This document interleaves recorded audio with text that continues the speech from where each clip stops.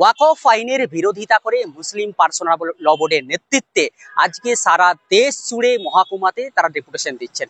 আজকে রাজভবন অর্থাৎ সিবি আনন্দ বোসকেও তারা স্মারকলিপি তুলে দিয়েছেন, তীব্র বিরোধিতা জানিয়েছেন। কি মুখোমুখি হয়ে তারা কি বলছেন শোনাবো, কিন্তু আরেকটি ঘোষণা তারা করেছে, একটু শুনিয়ে রাখি। আরেকটি বড় ঘোষণা তারা করেছেন যে আগামী 13ই জুন অর্থাৎ শুক্রবার তারা মানববন্ধন করবেন।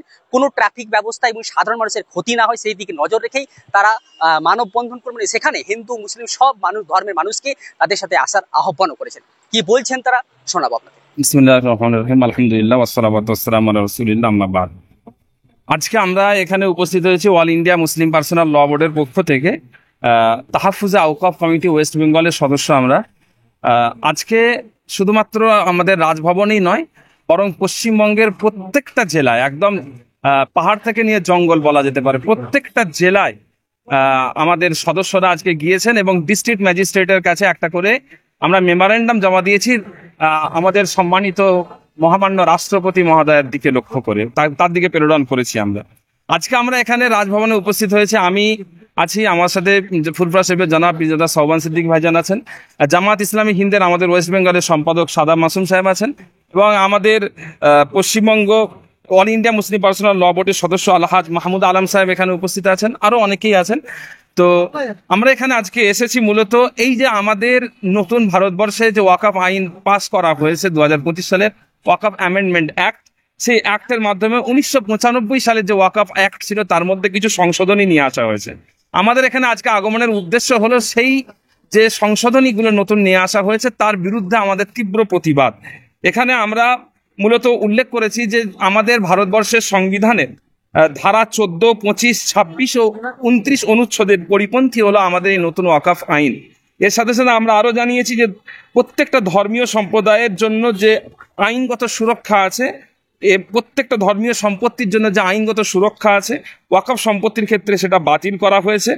এবং নতুন বিলে জানানো হয়েছে যদি একজন 5 বছর যাবৎ প্র্যাকটিসিং মুসলিম না হন তিনি ওয়াকফ করতে পারবেন না।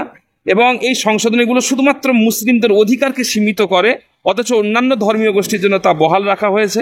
ওয়াকফ সম্পত্তির জন্য লিমিটেশন অ্যাক্ট অনুযায়ী যে ছাড় ছিল তা তুলে নেওয়া হয়েছে।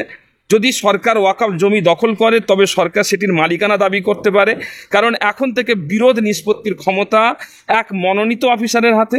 রাজ্য কেন্দ্রীয় ওয়াকফ বোর্ডের নির্বাচন বাতিল করে কেবল মনোনয়ন চালু করা হয়েছে এবং বোর্ডে অমুসলিমদের অন্তর্ভুক্তির সুযোগ দেওয়া হয়েছে। ওয়াকফ বাই ইউজারের ক্ষেত্রে এখন নিবন্ধন বাধ্যতামূলক করা হয়েছে এবং বিরোধ দেখা দিলে ওই সম্পত্তি ওয়াকফের মর্যাদা হারাতে পারে এমন কথা উল্লেখ করা হয়েছে। এই সহ আরও বিভিন্ন কথা সেখানে উল্লেখ আছে যা মুসলিমদের ধর্মীয় ওয়াকফ ব্যবস্থার স্বতন্ত্র ও স্বশাসনকে ধ্বংস করছে। তো তার বিরুদ্ধে আমাদের তীব্র প্রতিবাদের কর্মসূচি হিসেবে আমরা এখানে আজকে একটা মেমোরেন্ডাম জমা দিয়েছি। আমাদের দাবি হলো যে নতুন যে ওয়াকফ অ্যামেন্ডমেন্ট অ্যাক্ট হয়েছে সেখানে যে বিষয়গুলো আমরা আমাদের জন্য সমস্যার মনে হয়েছে সেই বিষয়গুলোকে আমরা প্রত্যাহারের জন্য দাবি জানাচ্ছি। এবং আগামীতে আমাদের লক্ষ্য আছে যে আগামী 13ই জুন 2025, যেটা অত্যন্ত গুরুত্বপূর্ণ একটা বিষয় সকলকে শোনার জন্য বলবো, সেটা হলো আগামী 13ই জুন 2025 আমাদের পুরো রাজ্যব্যাপী প্রত্যেকটা এলাকায়, প্রত্যেকটা গ্রামে, প্রত্যেকটা রাস্তার ধারে আমরা একটা হিউম্যান চেন বা মানববন্ধনের কর্মসূচি আমরা চালু করছি। আগামী 13ই জুন 2025 সালের 13 তারিখে পুরো রাজ্যব্যাপী প্রত্যেক এলাকার মানুষ নিজের এলাকাতে দাঁড়িয়ে আধ ঘন্টার জন্য একটা কর্মসূচি পালন করবেন জুমার নামাজের পর। এবং আমরা সেক্ষেত্রে কোনো রকমের ট্রাফিকের ডিস্টার্ব করবো না, কোনো ট্রাফিক বন্ধ করব না, কোনো আইন শৃঙ্খলায় কোনো উত্তেজনামূলক কোনো সমস্যা তৈরি হবে না। শুধুমাত্র আমরা রাস্তার ধারে দাঁড়িয়ে সাধারণ মানুষের কোনো কর্মকে ব্যাঘাত না ঘটিয়ে আমরা একটা মানববন্ধন বা হিউম্যান চেন আন্দোলন আগামী 13 তারিখে আমরা করতে চলেছি। সেই জন্য জাতি, ধর্ম, বর্ণ নির্বিশেষে প্রত্যেক পশ্চিমবঙ্গবাসীর কাছে আমাদের আবেদন যে আপনারা আমাদের সঙ্গে আন্দোলনে যুক্ত হন।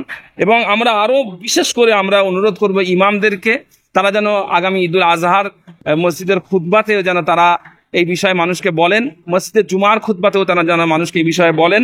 এবং প্রত্যেকটা ধর্মীয় সংগঠন, প্রত্যেকটা মসজিদ কমিটি, প্রত্যেকটা সামাজিক সংগঠনকে অনুরোধ করব আপনারা এই বিষয়টাতে আমাদের সঙ্গে অংশগ্রহণ করুন এবং আগামী 13ই জুন পুরো রাজ্যব্যাপী মানববন্ধন কর্মসূচিকে সফল করে তুলুন।